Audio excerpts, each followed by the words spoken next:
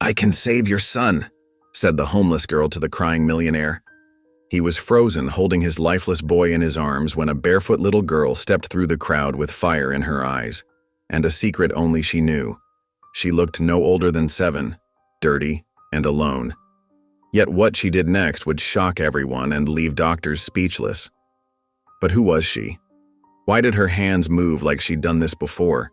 And how did this tiny girl, living under a bridge, know how to bring a millionaire's son back to life when no one else could? But before we begin, please hit the like button and let me know where in the world you're watching from today. It's always fascinating seeing who's joining us from around the world. The botanical park buzzed with weekend energy as Malcolm Royce guided his Tesla into a prime parking spot. Cheerful music drifted through the air, mixing with the sounds of children's laughter and the sizzle of hot dog carts. The sweet scent of blooming flowers filled the warm afternoon. "Daddy, can we see the fish?" Ezra bounced in his car seat, his dark curls bobbing with excitement. His small hands clutched his favorite stuffed penguin. Malcolm glanced at his phone, where an important investor's number flashed. "Of course, buddy. Just give Daddy 5 minutes, okay?" They walked hand in hand through the park's entrance, where hanging baskets overflowed with purple petunias. Malcolm's phone rang again. He squeezed Ezra's hand. "Stay where I can see you, remember?" Ezra nodded, already captivated by the large stone fountain ahead. Brilliant orange and white koi fish swam lazy circles in the clear water. Malcolm stepped a few feet away, his voice dropping into business mode. Yes, about those quarterly projections. The afternoon sun warmed Ezra's face as he leaned over the fountain's edge. His reflection rippled alongside the fish, making him giggle. A family nearby shared cotton candy, the pink wisps catching the breeze. The park felt alive with possibility. A flash of electric blue caught Ezra's eye. A dragonfly hovered near the water, its wings shimmering like magic. Without thinking, Ezra followed its dance away from the fountain. "Wait," he whispered, not wanting to scare it away. The dragonfly led him past beds of yellow daisies and red snapdragons. Ezra's breath came faster as he walked, but he didn't want to stop. The magical creature was just ahead, always just out of reach. His chest started to feel tight, the way it did sometimes when he got too excited. But the dragonfly was so pretty, its wings catching the sunlight like tiny diamonds. Malcolm's voice carried across the park, still deep in conversation. "The third quarter numbers are trending upward." Ezra's legs felt wobbly. The flowers around him started to blur together in a rainbow smear. His penguin slipped from his grasp as he stumbled, falling to his knees in the soft mulch. Something was wrong. Really wrong. His chest burned like it was full of fire. He tried to call for his daddy, but no sound came out. The world tilted sideways as he collapsed. People started screaming. Running feet pounded the grass. Malcolm's business voice transformed into raw terror. "Ezra! Ezra!" A crowd gathered in a tight circle. Someone shouted, "Call 911!" Another voice cried, "The poor baby!" Ezra's small body had gone rigid, his lips taking on a frightening blue tinge. Malcolm crashed through the crowd, phone forgotten. He fell to his knees beside his son, hands shaking as they hovered over Ezra's still form. No, please God, no. Someone help him." A woman in yoga clothes pushed forward. "I know CPR." She positioned herself beside Ezra, but her movements were uncertain. Her attempts at chest compressions seemed to have no effect. Malcolm's expensive suit was stained with grass and dirt as he clutched Ezra's cold hand. Tears streamed down his face. "Please," he begged to anyone who would listen. "He's all I have." The crowd shifted restlessly, everyone feeling helpless. The sound of distant sirens wasn't close enough. "I can save your son." The voice was small but steady, cutting through the chaos like a beam of light. The crowd parted, revealing a tiny figure standing barefoot in a threadbare dress.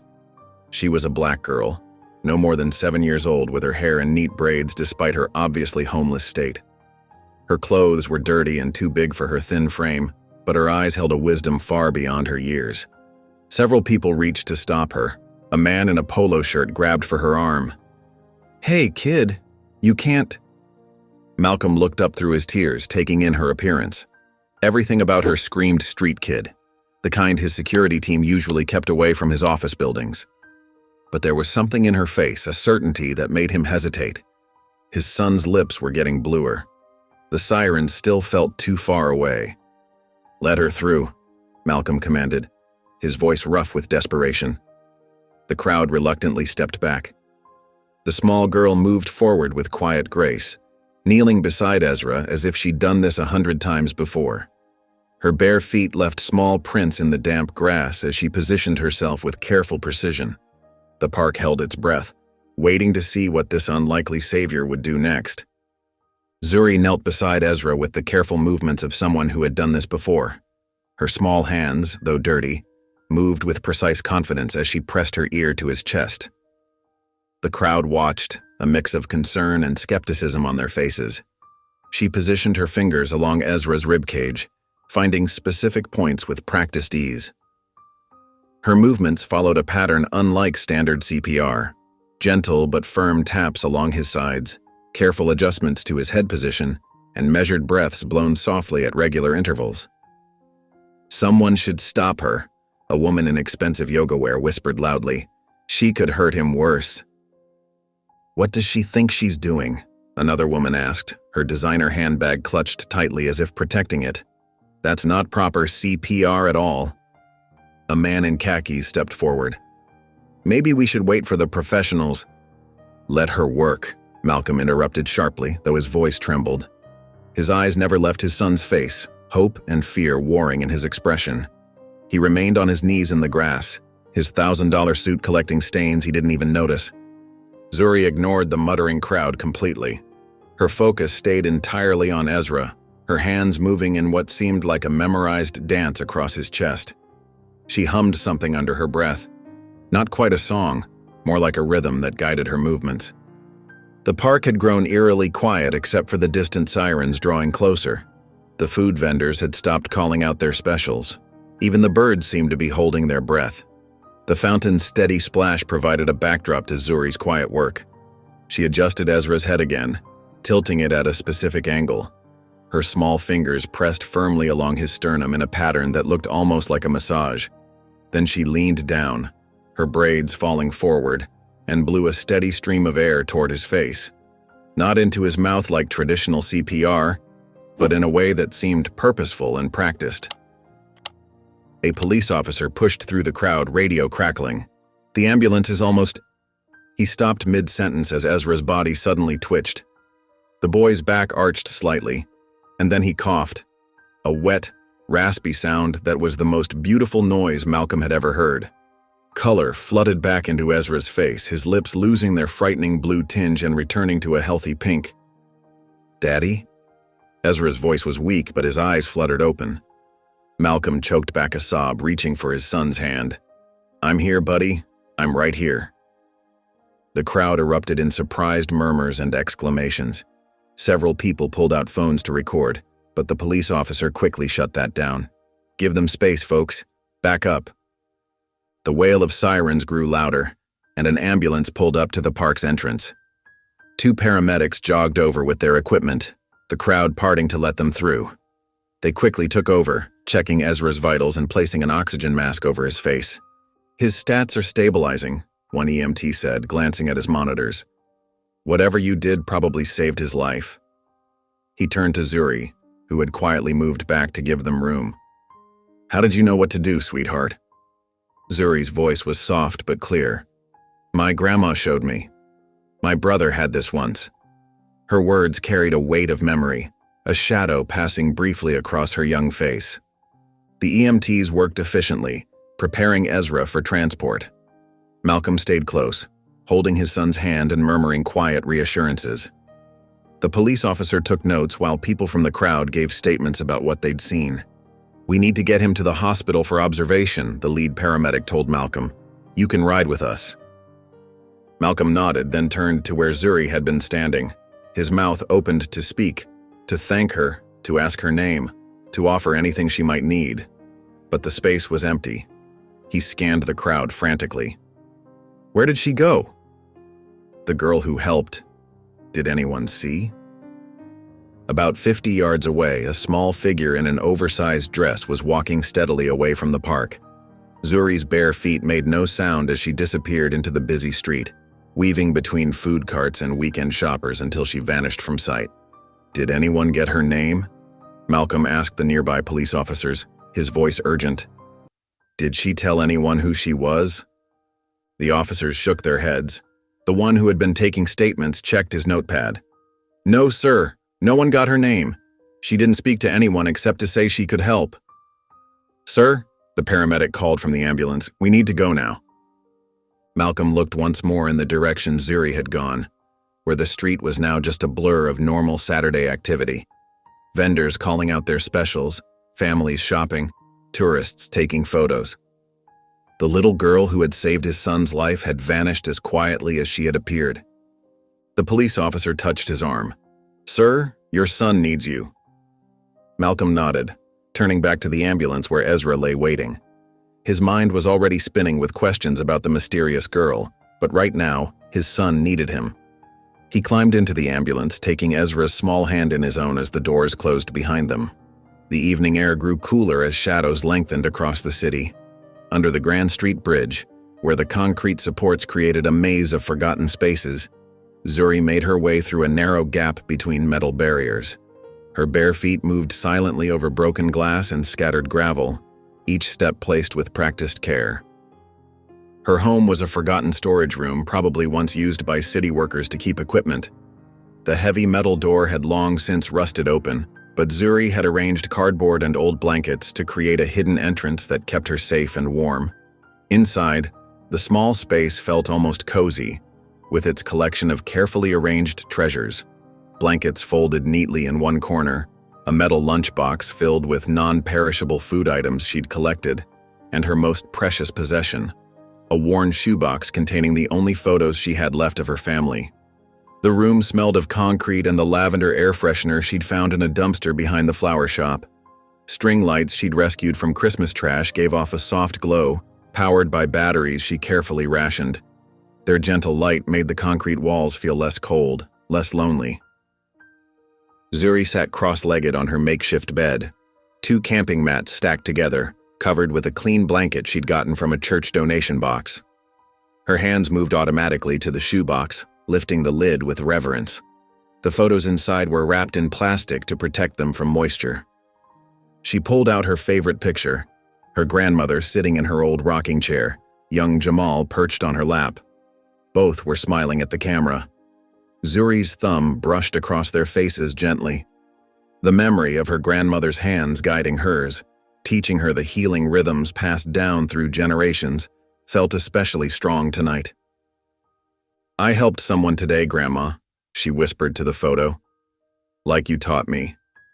A little boy, just like when Jamal got sick." Her voice caught slightly on her brother's name. "I remembered everything you showed me." Jamal's face beamed up at her from the photo, forever frozen at age 6. He'd had the same condition as the boy in the park, a reaction to some kind of mushroom spores that grew in damp places. Their grandmother had recognized it immediately when it happened to Jamal, her hands moving with ancient knowledge as she showed Zuri exactly what to do. "I wish," Zuri's voice trailed off. There were too many wishes to name. Standing up, she moved to a relatively clean section of wall where she kept her markings. Using a piece of chalk she'd found outside a school, she carefully scratched out the words, "Zuri was here." Below it, she added the date. It was her way of proving she existed, that she wasn't just a shadow passing through the world. The sound of cars passing overhead rumbled through her small sanctuary like distant thunder. Across town, in the pristine quiet of Mount Sinai Children's Hospital, Malcolm sat beside Ezra's bed, his son's small hand held carefully in his own. The boy slept peacefully now, his breathing steady and monitored by machines that beeped in reassuring rhythms. Dr. Chen, the pediatric specialist, studied the test results on her tablet with a furrowed brow. "The spores we found in Ezra's system are extremely rare in urban environments," she explained. "They typically grow on certain types of decomposing wood and can cause severe neurorespiratory reactions when inhaled. Most medical professionals wouldn't recognize the symptoms immediately." Malcolm's grip on Ezra's hand tightened slightly, but that girl knew exactly what to do. Yes. Dr. Chen's expression showed professional amazement. The technique she used, it's not standard medical practice, but it was precisely what was needed. The specific pressure points she activated, the breathing pattern she induced, it's remarkable. Your son is alive because of her. Malcolm looked down at Ezra's peaceful face, remembering the terror of watching his son unable to breathe. I need to find her, he said quietly. She disappeared before I could thank her, before I could help her. The police took statements, Dr. Chen offered. Perhaps they… I've already called them, Malcolm interrupted. He ran his free hand through his hair, something he did when problem-solving. They're looking, but… He trailed off, his mind already moving to other solutions. As soon as Ezra was stable, Malcolm had started making calls. His security team was reviewing footage from every camera in and around the park. The girl's image had been captured several times, a small figure in a dress too big for her, moving with surprising grace through the crowd. He'd had the images enhanced and printed. Tomorrow morning, his team would distribute them to every vendor and shop owner in a 10-block radius of the park. Someone had to know something about this mysterious child who carried such ancient knowledge in her small hands. A soft knock at the door interrupted his thoughts. James, his head of security, entered quietly. Sir, James spoke in a low voice to avoid disturbing Ezra. We've started showing the photos around. One of the hot dog vendors from the park recognized her immediately. Malcolm straightened in his chair. What did they say? He sees her sometimes in the early mornings, usually around 14th and Grand, says she lives under the bridge there. James hesitated. Sir, that area, it's not the safest neighborhood. Under the bridge? Malcolm's chest tightened at the thought of the small girl who'd saved his son living in such conditions. Get a team together. We'll start searching first thing in the morning.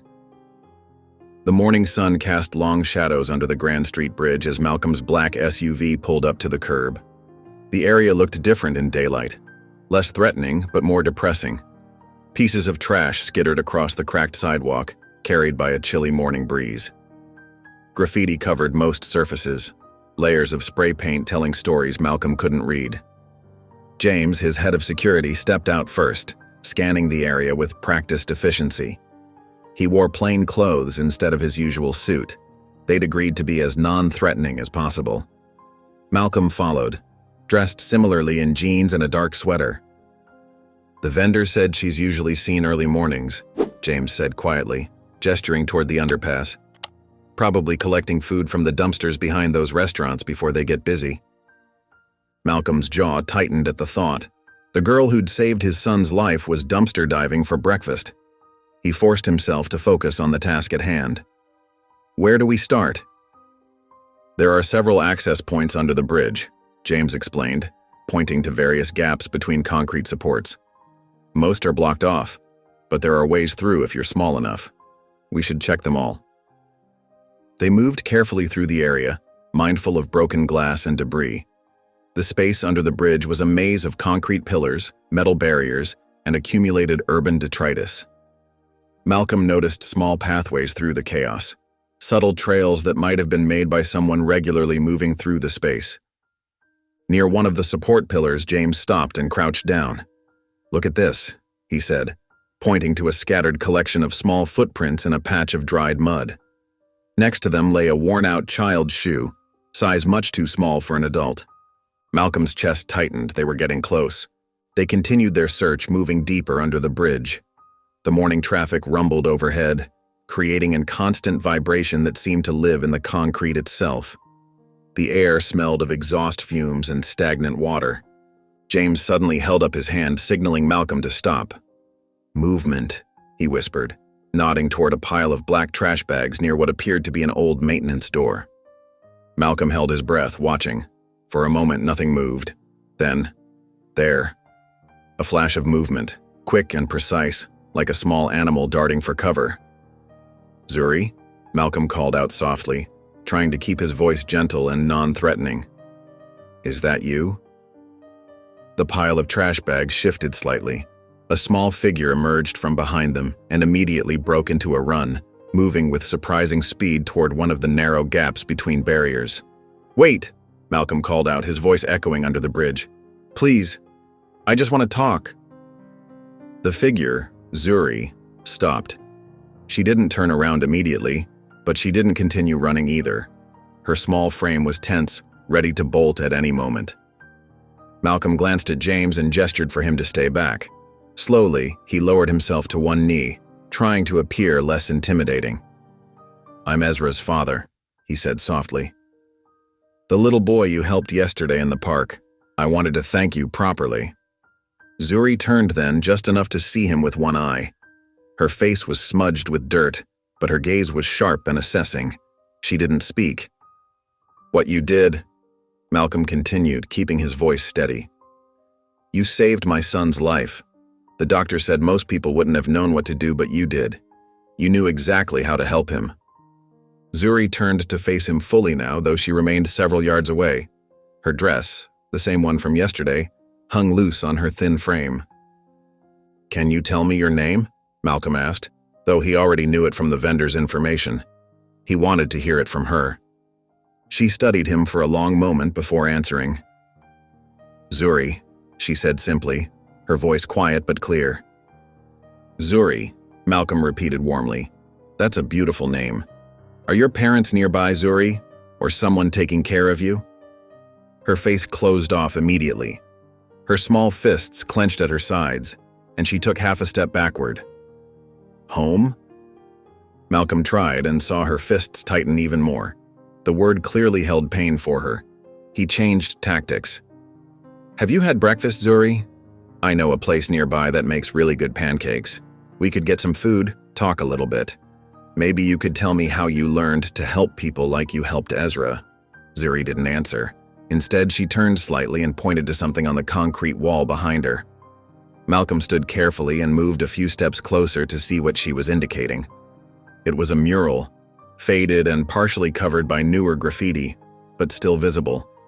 The painting showed a black woman sitting in what looked like a rocking chair, holding a baby. Despite the wear of time and weather, the artist had captured a sense of warmth and wisdom in the woman's face. "That's my grandma," Zuri said quietly. It was the most words she'd spoken at once. Malcolm studied the mural, noting the careful details that had survived the years. The pattern on the woman's dress, the gentle curve of her smile, the protective way she held the child. He looked back at Zuri, seeing how she gazed at the painting with a mixture of love and loss. "Zuri," he said gently, "I have a warm, safe place where you could stay. Just for tonight, if that's what you want. You can leave anytime, I promise. But I'd like to give you something better than this, even if it's just for one night." The elevator doors opened directly into Malcolm's penthouse apartment, and Zuri took an instinctive step backward. The space before her seemed to glow with an almost otherworldly light, streaming in through floor-to-ceiling windows that looked out over the city. The setting sun painted everything in warm amber tones, reflecting off polished marble floors and sleek furniture. Zuri stood frozen in the elevator, her small backpack clutched tightly to her chest. Her worn sneakers, caked with dried mud, felt suddenly heavy on her feet. She looked down at them, then at the pristine floor, unsure if she should even step forward. Malcolm noticed her hesitation. "It's okay," he said softly. "You can come in. This is your space too, for now." Slowly, carefully, Zuri took her first step into the apartment. Her eyes darted everywhere, taking in details with the watchful attention of someone used to assessing new environments for danger. The kitchen gleamed with stainless steel appliances. The living room stretched out before her, dotted with comfortable-looking furniture in soft grays and blues. But what caught her attention most was the explosion of toys scattered across the floor. Wooden blocks, toy cars, stuffed animals, and what looked like an entire miniature train station. These objects of childhood, so casually strewn about, made the space feel suddenly more real, more lived in. "I apologize for the mess," Malcolm said, moving to gather some of the toys. "Ezra's nurse usually helps tidy up, but she's gone home for the day." Zuri watched him stack blocks with careful precision. Her fingers twitched, remembering how she used to clean up after her little brother Jamal. The memory made her throat tight. "Are you hungry?" Malcolm asked, straightening up. "I'm not much of a chef, but I can make a pretty good grilled cheese sandwich." Zuri nodded slightly, though she remained rooted to her spot near the elevator. "Would you like to sit at the kitchen counter while I cook?" Malcolm gestured to a row of comfortable-looking stools. "You can watch everything I do." He understood somehow that she needed to see what was happening with the food. Zuri moved carefully to the counter, climbing onto a stool while keeping her backpack close. She watched as Malcolm gathered ingredients: bread, butter, cheese, and a can of tomato soup. The kitchen filled with warm, familiar sounds: butter sizzling in the pan, soup being stirred in a pot. Malcolm worked efficiently but unhurried, explaining each step as he went. "The secret is to butter both sides of the bread," he said, demonstrating, "and to cook it low and slow so the cheese melts perfectly." Zuri's stomach growled at the smell, but she kept her face carefully neutral. When Malcolm placed the sandwich and a bowl of soup in front of her, she didn't reach for it immediately. Instead, she watched him make his own sandwich and sit down at the counter with her, leaving a comfortable space between them. Only then did she pick up half of her sandwich, taking a small, careful bite. The cheese was perfectly melted, the bread crispy and buttery. She took another bite, slightly larger this time. They ate in comfortable silence for a few minutes, the only sound the quiet clink of spoons against bowls. Then a new sound emerged from down the hallway, the soft padding of small feet. Ezra appeared in the kitchen doorway wearing blue pajamas covered in rocket ships. His dark curls were tousled from sleep, his cheeks still flushed from his afternoon nap. When he saw Zuri, his whole face lit up with recognition. "You're the girl who made me breathe," he said, his voice clear and bright with childhood directness. Zuri's body tensed, her sandwich forgotten halfway to her mouth. She glanced quickly at Malcolm, then back at Ezra, unsure how to respond. But Ezra didn't wait for a response. He padded across the kitchen floor and, before anyone could react, wrapped his arms around Zuri's waist in a tight hug. Zuri went completely still, her arms held slightly away from her body. Her eyes were wide, startled by the sudden contact. Malcolm started to rise, ready to intervene, but something made him pause. Slowly, like ice melting in spring, Zuri's rigid posture began to soften. Her arms lowered, and then, with infinite gentleness, she returned Ezra's hug. Her chin rested lightly on top of his curls, and for a moment her face showed a flash of vulnerability that made Malcolm's heart ache. "Would you like some dinner too, buddy?" Malcolm asked Ezra, giving both children a moment to separate naturally. "Can I sit next to her?" Ezra asked, already climbing onto the next stool. Malcolm made another sandwich, cutting it into the small triangles Ezra preferred. As they ate, Ezra chatted happily about his toys, his words occasionally interrupted by yawns.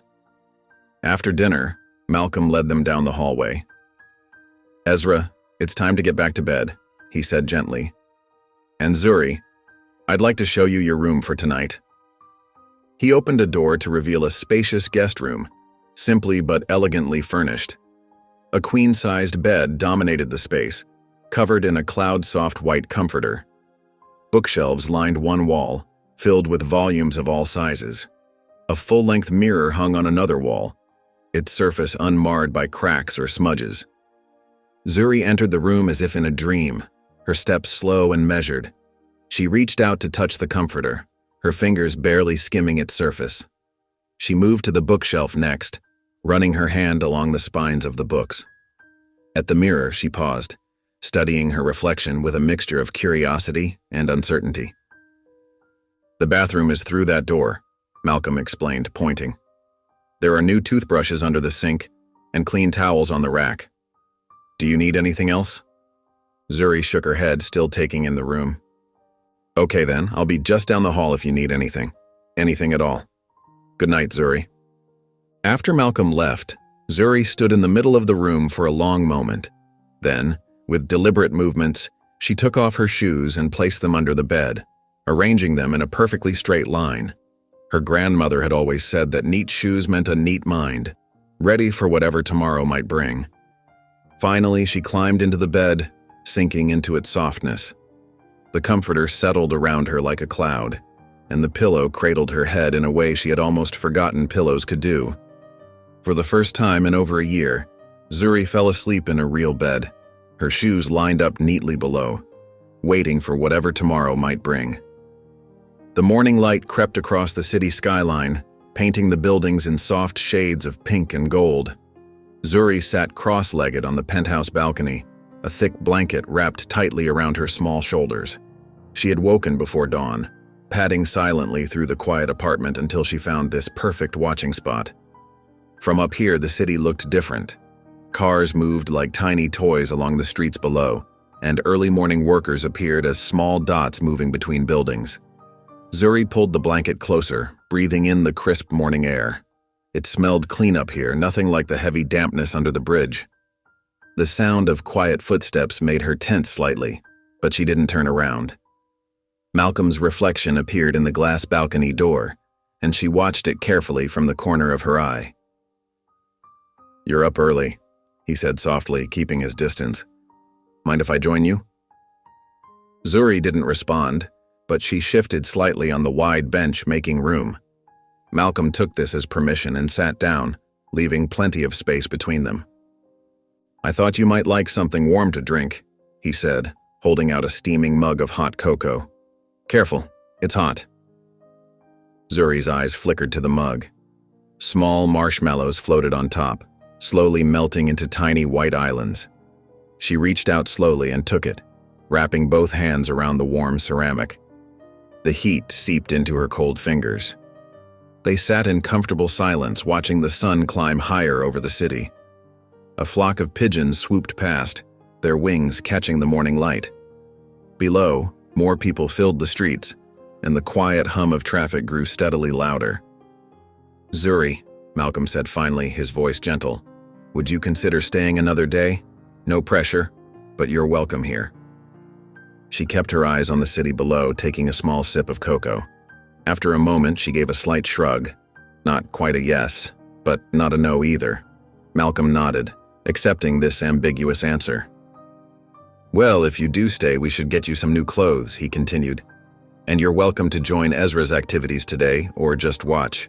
Whatever makes you comfortable." Later that morning, after a quiet breakfast where Ezra did most of the talking, Malcolm arranged for some clothes to be delivered. Simple, practical items: jeans, t-shirts, a warm hoodie, new socks, and sturdy shoes. He left them in Zuri's room without comment, letting her discover them on her own. Zuri changed into a pair of dark blue jeans and a soft gray t-shirt, running her fingers over the clean fabric. She kept her old shoes under the bed, lined up perfectly straight, but put on the new socks, wiggling her toes in their warmth. Throughout the day, she drifted at the edges of Ezra's routine like a cautious shadow. During story time, she stood in the doorway, listening as Malcolm read "Where the Wild Things Are," with different voices for each character. Ezra sat in Malcolm's lap, completely absorbed in the story, occasionally pointing at the pictures and asking questions. When Ezra settled at his little table for coloring time, Zuri perched on the window seat nearby, watching as he covered pages with enthusiastic scribbles of purple and green dinosaurs. Malcolm left a fresh sheet of paper and some crayons on the windowsill near her, but didn't push when she didn't take them immediately. At snack time, Ezra munched happily on apple slices and peanut butter, chattering about his drawings. Zuri accepted her own plate, eating slowly and methodically while keeping one eye on the door, an old habit that Malcolm noticed but didn't mention. In the afternoon, a woman named Dr. Sarah arrived. She had kind eyes and spoke in a calm, steady voice. She was there to work with Ezra, helping him with breathing exercises and gentle physical therapy after his recent episode. But she had a way of including Zuri in her conversation without making her the center of attention. "Would you like to see how we help Ezra's lungs get stronger?" she asked, demonstrating a game with a pinwheel. Zuri watched intently as Ezra blew on the toy, making it spin with rainbow colors. Dr. Sarah left another pinwheel on the coffee table before she left, casually mentioning that anyone could use it for practice. Zuri's eyes followed the toy, but she didn't reach for it until much later, when she thought no one was watching. As evening approached, Malcolm prepared dinner while Ezra continued drawing at the kitchen table. This time, Zuri picked up a crayon. Her movements were precise, deliberate. She drew with the focus of someone creating something important. Malcolm pretended not to watch as she sketched two figures, a tall woman with warm eyes and a bright headscarf, and a small boy with a wide smile. Her grandmother and Jamal, though Malcolm didn't know their names yet. When she finished, she studied the drawing for a long moment, then stood up slowly. Ezra had taped his latest dinosaur masterpiece to the refrigerator, proud of his purple T-Rex with 3 legs and an impossibly long tail. Zuri approached the fridge carefully, her drawing held close to her chest. Finally, she reached up and slipped her picture under the corner of the magnet holding Ezra's artwork. The two drawings hung side by side, Ezra's exuberant dinosaur next to Zuri's careful portrait. Different styles, different stories, but sharing the same space, held by the same magnet. Later, when Malcolm passed the kitchen, he noticed the paired drawings. A smile tugged at his lips, but he kept walking, letting the moment speak for itself. Some things, he was learning, didn't need words to be understood. Malcolm sat at his desk early the next morning, his fingers hovering over his phone. Through the open door, he could hear the distant sounds of cartoons from the living room, where Ezra and Zuri were having breakfast. He'd left them with bowls of cereal and apple juice, buying himself a few minutes of privacy. The business card in his hand read, Angela Martinez, Child Welfare Consultant. She came highly recommended by his lawyer for handling sensitive cases involving minors. Malcolm took a deep breath and dialed. Ms. Martinez, this is Malcolm Royce. I need your help with a delicate situation. He explained the circumstances as clearly as he could, the incident at the park, finding Zuri under the bridge, her current temporary stay at his home. I need to understand her background before I can help her properly, he finished. What information do you have? Angela's voice was professional but kind. Malcolm glanced at his notes. Her first name is Zuri. She appears to be around 7 years old. African American. She's mentioned a grandmother and a brother named Jamal, but nothing else about her family. She seems to have some medical knowledge, especially about respiratory issues. Any distinguishing features? A small scar above her right eyebrow. And she... Malcolm paused, remembering something. She has a habit of arranging her shoes in perfectly straight lines. She said her grandmother taught her that. Angela made quiet typing sounds on her end. I'll start looking into databases and recent missing children reports. It might take a few hours. I'll call you as soon as I find anything concrete. Malcolm thanked her and hung up, running a hand through his hair. From the living room came the sound of Ezra's laughter, followed by what might have been a quiet giggle from Zuri. He smiled despite his worry and went to check on them. The morning passed quietly. Malcolm worked from his home office, keeping one eye on his laptop and the other on the children through the open door. Around noon, he heard shuffling and whispering from the living room. We need more pillows, Ezra's voice carried clearly, for the roof. Malcolm peeked out. The living room had been transformed. Couch cushions stood propped against chairs, blankets draped overhead to create a makeshift cave. Ezra emerged from behind the couch, dragging his bedroom pillow. Here, Zuri's voice was soft but clear as she adjusted a blanket. Put it there, to hold up that corner. Malcolm watched, transfixed, as Zuri helped Ezra arrange the pillow just so. Her movements were careful, precise, making sure the structure was stable before letting Ezra crawl inside. When the little boy disappeared into the fort with a delighted squeal, Zuri's face softened into something close to a smile. Come on, Ezra called from inside. It's our secret base. Zuri hesitated for just a moment before ducking into the fort. Their giggles mingled together, floating out from behind the blankets. Malcolm's chest tightened with emotion. It was the first time he'd heard Zuri laugh. His phone buzzed in his pocket, making him jump. Angela's name flashed on the screen. He quickly stepped back into his office, closing the door softly. Mr. Royce, I found something. Angela's voice was serious. I have a likely match. Zuri Anaya Cole, born in Atlanta, Georgia. She entered the foster system 2 years ago after her grandmother's death. She's been through 4 different homes in 2 states. Malcolm sat heavily in his chair. What happened? The last recorded incident. Angela paused. Her younger brother Jamal was placed in a separate foster home. There were complications. He had a severe asthma attack, but the foster parents delayed calling for help. By the time emergency services arrived, it was too late. Malcolm closed his eyes, thinking of Zuri's quick, sure movements as she helped Ezra breathe in the park. Zuri disappeared from her own foster placement the day after Jamal's death, Angela continued. She's been listed as missing for over a year. I'm sending you the case summary now. Malcolm's printer hummed to life, producing several pages of official documents. He scanned them quickly, his heart heavy. The clinical language couldn't hide the tragedy beneath. 2 siblings separated by the system, one dead from neglect, the other vanished into the streets. What do I need to do? He asked quietly. Legally, you need to report finding her to Child Services, Angela said. But given the circumstances, I'd recommend we approach this carefully. Let me make some calls, see if we can arrange something that won't traumatize her further. Malcolm agreed and ended the call. He sat for a long moment staring at the papers in his hand. From the living room came more muffled giggles and the sound of Ezra telling an elaborate story about his toy dinosaurs. Finally, Malcolm stood up. He walked slowly to the living room, where the fort still stood like a magical cave of blankets and pillows. Through a gap, he could see Ezra demonstrating how his T-Rex could do a dance, while Zuri watched with quiet amusement. Zuri? Malcolm kept his voice gentle.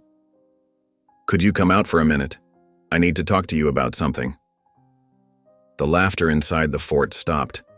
After a moment, Zuri emerged, her face immediately guarded. Malcolm knelt down to her level, holding the papers loosely in his hand. I found something about your brother, he said softly. Zuri's whole body went rigid, her hands clenched into tight fists at her sides. Don't lie to me, she whispered, her voice cracking for the first time since she'd arrived. Malcolm held out the foster case summary. I'm not lying, Zuri. I'm so sorry about what happened to Jamal. Zuri's hands shook as she took the papers. Her eyes moved across the first page, lingering on her brother's name. Without another word, she turned and walked to her room, closing the door quietly behind her. The rain started as a gentle whisper against the windows of Malcolm's penthouse. Zuri lay in her bed, the sheets pulled up to her chin, but sleep wouldn't come. The foster care file rested on her chest, its edges wrinkled from her tight grip. Each time she closed her eyes, memories flooded back, memories she'd tried so hard to push away. The night Jamal died played over and over in her mind like a movie she couldn't turn off.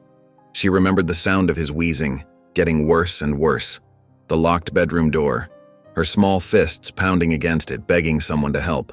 The foster parents' voices drifting up from downstairs, watching TV, ignoring the crisis above them. He's just being dramatic, they'd said. He'll tire himself out eventually. But Jamal hadn't been dramatic. He'd been dying. Zuri's fingers traced the words on the paper in front of her. Time of death, 11:42 p.m. She remembered the ambulance lights finally reflecting off the bedroom walls, too late to matter. The paramedics' faces when they broke down the door, the way Jamal's hand had felt in hers already cold. A tear slipped down her cheek, but she didn't make a sound. She'd learned long ago that crying out loud only made things worse. Instead, she pressed her lips together and let the tears fall silently in the darkness. The rain grew stronger, drumming against the windows. Zuri sat up, pushing back the covers. The soft carpet felt strange under her feet, so different from the concrete floors she'd gotten used to. She padded to the sliding glass door that led to the balcony, her movements quiet as a shadow. The cool night air hit her face as she stepped outside. The rain immediately dampened her pajamas, new ones Malcolm had bought her, printed with little stars. She didn't mind getting wet. The rain felt clean, like it might wash away some of the heaviness in her chest. Behind her, the apartment door creaked. Malcolm's footsteps approached slowly, giving her plenty of time to hear him coming. He appeared in the doorway, concern etched on his face. "You'll catch cold out here," he said softly, but he didn't try to make her come inside. Instead, he disappeared for a moment and returned with a thick blanket. With gentle movements, he draped it around her shoulders. Zuri gripped the edges of the blanket, pulling it close. The rain fell harder now, creating a curtain of water around the balcony. Lightning flickered in the distance, followed by a low rumble of thunder. Malcolm settled onto one of the balcony chairs, not too close, but near enough to hear if she spoke. "You don't have to talk," he said quietly, "but you're not alone anymore." Something in his voice, the gentleness maybe, or the simple truth of his words, made the wall inside Zuri crack. Her shoulders began to shake. "They let him die." The words came out in a whisper, almost lost in the sound of rain. But Malcolm heard them. He didn't move, didn't try to touch her or offer empty comfort. He just listened. "He needed his inhaler," Zuri continued, her voice growing stronger with anger and grief. "It was downstairs in their stupid locked cabinet. They said he had to learn not to depend on it so much. They said..." Her voice caught. "They said he was just trying to get attention." Malcolm's hands gripped the arms of his chair, but he kept his voice steady. "What happened then?" "I tried to pick the lock. Grandma taught me how for emergencies." Zuri's fingers twisted in the blanket. "But they caught me, locked me in my room upstairs. I could hear him wheezing through the wall. I kept screaming for help, but they turned up the TV." Lightning flashed again, closer this time. In its brief light, Malcolm could see the tears streaming down Zuri's face. "When they finally called 911, it was too late," the paramedics said. She swallowed hard. "They said if they'd been called even an hour earlier, they could have saved him. But nobody listened. Nobody ever listens to kids like us." The rain poured down harder, matching the tears on Zuri's face. She wasn't trying to hide them anymore. "I promised him I'd always protect him, but I couldn't. I couldn't save him." Malcolm shifted in his chair, turning toward her. "Zuri, look at me." He waited until she met his eyes. "What happened to Jamal wasn't your fault. You did everything you could. You were just a child yourself. But I'm supposed to be the big sister," she whispered. "And you were. You fought for him. You tried to help him. Those adults, they were the ones who failed, not you." Zuri's breath hitched. She took a small step closer to Malcolm's chair, then another. Slowly, carefully, she leaned against his arm. He remained perfectly still, letting her decide how much contact she wanted. A soft sound from the doorway made them both look up. Ezra stood there in his dinosaur pajamas, his stuffed elephant tucked under one arm. His eyes were wide with concern as he watched Zuri cry. Without a word, Ezra padded across the balcony. He stopped in front of Zuri and held out his elephant, his most precious possession, the one he couldn't sleep without. When Zuri didn't move, he gently tucked it into her arms. Zuri stared at the stuffed animal for a long moment. Then, slowly, she hugged it to her chest and closed her eyes. Tears still rolled down her cheeks, but her breathing had steadied. Thunder rumbled again, softer now, moving away. The rain continued to fall, but gentler, more like a lullaby than a storm. Malcolm and Ezra stayed with Zuri as she held the elephant, sharing their quiet strength as she finally let herself grieve. The morning sun cast warm squares of light across the kitchen table. Malcolm had made pancakes, but they sat mostly untouched on their plates. Ezra pushed his pieces around with his fork, watching Zuri from the corner of his eye. She hadn't taken a single bite, just stared at her plate as if lost in thought. The silence stretched between them, broken only by the gentle clink of silverware and the distant hum of city traffic. Malcolm was about to suggest clearing the dishes when Zuri's voice cut through the quiet. "What happened to my grandma's name?" Her words were soft but clear, her eyes still fixed on her plate. Malcolm set down his coffee cup. "What do you mean?" Zuri's fingers traced patterns on the tablecloth. In the foster homes, nobody ever said her name. They just called her the grandmother in the papers, like she wasn't real. She looked up at Malcolm, her eyes intense. But she was real, she had a name. Malcolm felt a weight settle in his chest. In all the paperwork he'd seen, Zuri's grandmother had indeed been reduced to a mere footnote, a previous guardian, nothing more. The system had stripped away her identity, just as it had tried to strip away Zuri's. "Would you like to find out more about her?" Malcolm asked carefully. "We could look for records, certificates, anything that might tell us more about who she was."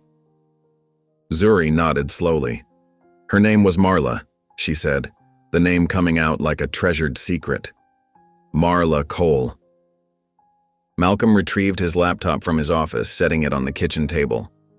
Ezra scooted his chair closer to Zuri, abandoning his pancakes entirely. "Can you tell me anything else about her?" Malcolm asked as he began searching databases. "Where she lived, what kind of work she did." "She was a midwife," Zuri said, sitting up straighter. "In Georgia. She helped babies be born and fixed people when they were sick." A small smile touched her lips. She knew about plants and breathing and stuff the doctors didn't always understand. Malcolm's fingers flew across the keyboard, inputting the information. After several minutes of searching through records, a document appeared on the screen. "Is this her?" he asked, turning the laptop so Zuri could see the photograph attached to a death certificate. Zuri's breath caught. The image showed a woman with kind eyes and silver-streaked hair pulled back in a neat bun. Even in the grainy photo, her smile radiated warmth. "That's her," Zuri whispered, reaching out to touch the screen. "That's my grandma." Malcolm read through the certificate. Marla Cole, born in Savannah, Georgia. She was a licensed midwife and practiced traditional healing methods. He paused, looking at Zuri. "The breathing technique you used on Ezra, did she teach you that?" Zuri nodded, her eyes still fixed on her grandmother's photo. "She called it life tapping, said it was something her mama taught her, and her mama before that." Her fingers mimicked the rhythmic motion she'd used in the park. "She showed me how to listen to someone's chest, find the right spots to tap, and help their breath find its way back." "Like you did for me?" Ezra piped up, his eyes wide with interest. "Yeah," Zuri said softly. "Just like that." "Can I call you Z?" Ezra asked suddenly, scooting even closer. "It's shorter, and you're my friend now." Zuri blinked, surprised by the simple request. She looked at Ezra's earnest face, then slowly nodded. "Okay." Malcolm watched the exchange, noting how Zuri's shoulders relaxed slightly at Ezra's easy acceptance. He printed out the documents they'd found, including the photo of Marla. Zuri spent the next hour at the kitchen table with colored pencils and paper, her hand moving with careful precision. Malcolm and Ezra gave her space, though Ezra kept sneaking glances at her work from his spot on the couch where he was supposed to be reading. Finally, Zuri set down her pencils. The portrait she'd created captured Marla's essence perfectly: the gentle eyes, the knowing smile, the dignity in her bearing. Above the drawing, in careful capital letters, she had written, Marla. It was the first time she'd written her grandmother's name since entering foster care. Malcolm studied the drawing with genuine admiration. "This is beautiful, Zuri. Would you like me to frame it?" Zuri looked up, surprised. "You want to put it on the wall?" "Of course," Malcolm said. "Right next to Ezra's photos, if that's okay with you." He retrieved a simple black frame from his office and carefully placed the drawing inside. Together, they walked to the hallway where family photos hung. Malcolm mounted the frame next to a collection of pictures showing Ezra's milestones: his first steps, his third birthday, his first day of preschool. Zuri stood before the framed drawing, her hand reaching up to touch the glass. Her fingers traced the letters of her grandmother's name, then the outline of her face.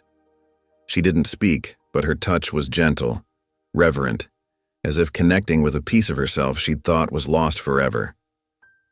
Ezra slipped his small hand into Zuri's free one. She didn't pull away. They stood together looking at Marla's portrait, while Malcolm watched from a few steps back, understanding that some moments need no words to be complete. Malcolm sat in his home office early that morning, speaking in hushed tones on the phone, while Ezra and Zuri played with blocks in the living room. "Yes, I understand the complexity," he said to Sharon Chen, his family lawyer. But there must be a way to expedite the process given the circumstances. Malcolm, Sharon's voice crackled through the speaker. Even with your resources, fostering or adoption requires thorough evaluation. The fact that she's technically a runaway from the system complicates things. We'll need to notify. The office door creaked. Malcolm looked up to see Zuri frozen in the doorway, a glass of water in her hand. Her eyes were wide, fixed on the phone. "I'll call you back," Malcolm said quickly, ending the call. But Zuri had already disappeared, leaving only the sound of bare feet padding away on hardwood floors. Malcolm found her sitting cross-legged beside Ezra, methodically stacking blocks without looking up. Her movements were stiff, mechanical, so different from the relaxed way she'd been playing earlier. "Hey," Malcolm said softly. "I was thinking we could visit the bookstore today. Ezra needs some new bedtime stories. Would you like to help pick them out?" Ezra bounced up and down. "Can we get the one about the dragon who couldn't breathe fire?" Zuri gave a small nod, but her eyes remained distant, unfocused. An hour later, they walked into Riverside Books, a sprawling two-story shop with wooden shelves reaching toward high ceilings. The children's section was in the back, decorated with colorful murals and comfortable reading nooks. As they browsed the shelves, Malcolm noticed a store clerk watching them, or more specifically, watching Zuri. The woman's eyes followed the little girl's every movement, narrowing whenever Zuri picked up a book or reached into her pocket to adjust her hair tie. Malcolm felt his jaw tighten. He'd seen that look before, the automatic suspicion, the assumptions made about a black child in an expensive store. He was about to say something when the clerk approached him, leaning in close. "Sir," she whispered, glancing at Zuri, "you might want to keep an eye on her." The words hung in the air like poison. Malcolm saw Zuri's shoulders slump, saw her fingers release the book she'd been holding, as if it had suddenly burned her. The joy that had slowly been building in her eyes over the past few days dimmed, replaced by a familiar guardedness. "Actually," Malcolm said loudly enough for nearby customers to hear, "I'd like to speak with your manager about the inappropriate profiling of my child." The clerk's face reddened. She stammered an apology and hurried away, but the damage was done. Zuri had retreated into herself, standing perfectly still with her arms wrapped around her middle. "Let's go home," Malcolm said gently. He purchased the dragon book Ezra wanted, along with several others Zuri had shown interest in before the incident, but she wouldn't look at them in the car. Back at the penthouse, Malcolm tried to engage Zuri in their usual afternoon routine, but she remained withdrawn. She picked at her lunch, gave one-word answers, and kept glancing at the front door. It wasn't until early evening that Malcolm realized how deeply the day's events had affected her. He was helping Ezra with his puzzle when he heard the elevator ding. Running to the foyer, he found Zuri standing there with a grocery bag full of clothes, the few items they'd bought for her over the past week. "Zuri," he said softly, "what are you doing?" She gripped the bag tighter. "I heard you on the phone. About the system." Her voice was barely a whisper. "I won't go back." Malcolm's heart clenched as he understood. She'd heard only part of his conversation with Sharon and drawn her own conclusions. After the incident at the bookstore, it must have confirmed her worst fears about not belonging. He knelt down to her level, careful to leave space between them. "I don't want to give you away," he said firmly. "I want to make you my daughter." Zuri's grip on the bag loosened slightly, but her expression remained guarded. "You don't even know me," she said, her voice catching. Malcolm smiled gently. "I know enough to want the rest." He gestured to the bag in her hands. "I know you arrange your shoes in straight lines every night because your grandmother taught you that order brings peace. I know you're an artist who sees stories in colors and shapes. I know you saved my son's life without hesitation, using wisdom passed down through generations." He took a careful step forward. "I know you're brave and kind and stronger than anyone your age should have to be. And I know that if you'll let us, Ezra and I would be honored to be your family." Sunlight streamed through the penthouse windows the next morning, casting long shadows across the breakfast table. Zuri sat quietly, pushing her scrambled eggs around her plate with her fork. Malcolm watched her from behind his coffee mug, trying not to seem too eager for her response to last night's conversation. "One more week," Zuri finally said, her voice barely above a whisper. She looked up at Malcolm through her eyelashes. "Just to see?" Malcolm set down his mug carefully, hiding his relief behind a gentle smile. "1 week," he agreed. "And while you're here, maybe we could make your room feel more like yours." Ezra, who had been unusually quiet during breakfast, perked up. "Can we paint it? Like the walls in the park?" "If that's what Zuri wants," Malcolm said, watching her reaction. Zuri's fingers traced the edge of her plate. "I like yellow," she admitted. "Like sunflowers." That afternoon, Malcolm took them to a home improvement store. Zuri's eyes widened at the wall of paint samples, each color card a tiny window into possibility. She reached for a bright yellow called Summer Day, but hesitated, her hand hovering uncertainly. "Go ahead," Malcolm encouraged. "Pick any color you like." She selected the yellow, then a deep green for the stems and leaves. At the bedding section, she chose sheets covered in tiny, painted sunflowers. Her movements became more confident with each choice, as if each decision was helping her claim the space as her own. Back at the penthouse, Malcolm helped them tape off the walls while Ezra bounced around in old clothes designated for painting. Zuri sketched the outline of giant sunflowers with careful strokes, her tongue poking out in concentration. "Like this?" Ezra asked, dabbing green paint onto what was supposed to be a stem but looked more like a happy accident. Zuri smiled, a real smile that reached her eyes. "Almost. Here." She guided his hand with her own, helping him create a straighter line. "Grandma always said art is about feeling it in your heart first, then letting your hands follow." They spent hours painting, getting more color on themselves than the wall sometimes, but Malcolm didn't mind. He watched Zuri slowly relax, showing Ezra how to blend colors and create texture with different brush strokes. It was the most he'd heard her speak since she arrived. The next morning, while the paint dried, Malcolm made an important phone call. "Yes, I'd like to register a new student," he said, pacing his office. "Her name is Zuri Cole." The school administrator asked several questions about Zuri's background. Malcolm answered as honestly as he could while protecting her privacy. They arranged for a guidance counselor to visit that afternoon for an initial assessment. Ms. Thompson arrived at 3 o'clock, carrying a leather portfolio and wearing a kind smile. She sat with Zuri in the living room while Malcolm worked nearby, close enough to provide security, but far enough to give them space. "Tell me about yourself, Zuri," Ms. Thompson said warmly. "What do you like to do?" Zuri shrugged, her earlier openness replaced by careful observation. She answered questions with minimal words, her body language growing more closed with each probe into her past. After 45 minutes, Ms. Thompson asked to speak with Malcolm privately. They stepped into his office, leaving Zuri with Ezra and his blocks. "She's incredibly bright," Ms. Thompson began, "but there are clear signs of trauma.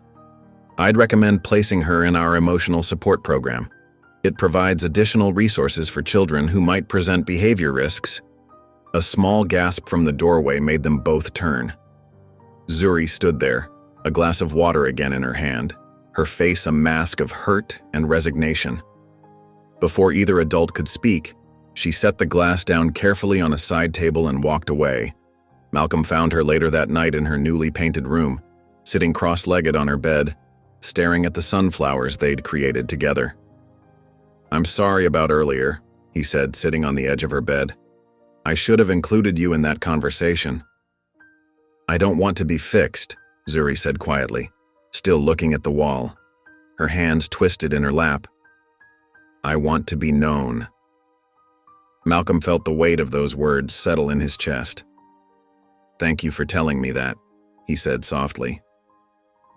"You're right. I was trying to solve things instead of listening. I'm sorry." Zuri turned to look at him then, her eyes searching his face for truth. After a moment, she got up and went to her backpack, pulling out a worn photograph. She walked to the window and carefully taped it to the glass. The photo showed a young boy with Zuri's same warm brown eyes and bright smile. He was missing his front teeth and wearing a Superman t-shirt that seemed too big for him. "That's Jamal," she said, touching the photo gently. Ezra, who had been hovering in the doorway, came in clutching his favorite superhero stickers. He studied the photo carefully, then selected a shiny gold star with a cape. With Zuri's nod of permission, he placed it next to Jamal's picture. "That's him," Zuri said, her voice thick with emotion. "He's why I saved you." She looked at Ezra, really looked at him, as if seeing her brother in his innocent face. "He got sick like you did, but nobody knew what to do." Ezra reached for Zuri's hand, his small fingers wrapping around hers.